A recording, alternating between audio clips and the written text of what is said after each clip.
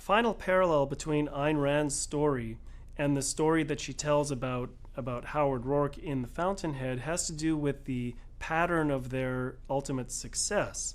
In the novel, she portrays Howard Roark as, even though he's as someone who struggles in the face of opposition from all of society and from all the experts in his profession, but he breaks through in the end and succeeds nevertheless because he's able to find his kind of people. Even though all the experts in the field of architecture oppose what he's doing and think that he's crazy and that his work is too innovative and too new, and he faces the opposition of everyone around him, nevertheless he's able to find people of independent judgment who recognize the value of his work and seek it out. He's able to find his kind of people. Well, the pattern of Ayn Rand's success is similar. When she wrote The Fountainhead and she submitted it to publishers, and the novel initially was rejected by 12 publishers. All the experts in the publishing business thought that the novel would never sell. It was too intellectual, that they disagreed with its ideas, with its message. It was too innovative. It was too, the ideas that she was expressing were too radical, and it was rejected by 12 publishers. But the final publisher, the company that accepted it on the conviction of one person. So the editor, who the novel was assigned to, one of the editors to read, and they were going to, the final company, Bobbs Merrill was the publishing company, they were going to reject the novel as well, but this one editor, on the strength of his own independent judgment, he basically wrote to them and said, if this isn't the novel for you, then I'm not the editor for you. So he basically was willing to stake his own job and his own career on his conviction that this was a great book, that it deserved to be published, and that it would be a successful novel. So again, Ayn Rand, and in terms of how the novel did once it was published, it was not promoted in the way that she wanted to. It wasn't an instant success as a result of critical reviews that propelled it to the top.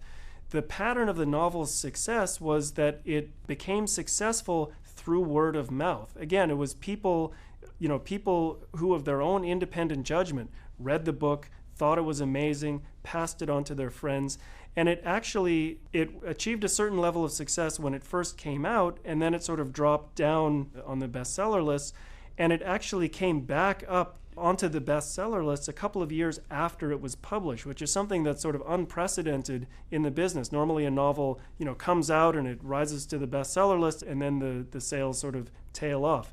But it's because it took a while for word of mouth to get around, and for Ayn Rand, in effect, to find her kind of people who could recognize the value of the novel and, through word of mouth, spread it around to their friends, and for the success of the novel to build gradually over time. So she actually thought she actually thought this was an interesting parallel herself. She wrote this story of Howard Roark, and she talked about the pattern of his success, before she had achieved success herself. She was still, struggling as a writer. She hadn't achieved, best-selling international stardom or anything, and she describes the pattern of Roark's success in the book. And it's interesting that after the novel was published, her success came in the same way that she described Howard Roark's success coming in the novel. She thought this was an interesting parallel, and she had this to say about it. The success of The Fountainhead has demonstrated its own thesis. It was rejected by 12 publishers who declared that it had no commercial possibilities. It would not sell. It was too intellectual. It was too unconventional. It went against every alleged popular trend. Yet the success of The Fountainhead was made by the public. Not the public as an organized collective, but by single individual readers who discovered it of their own choice, who read it on their own initiative, and recommended it on their own judgment. I did not know that I was predicting my own future when I described the process of Roark's success.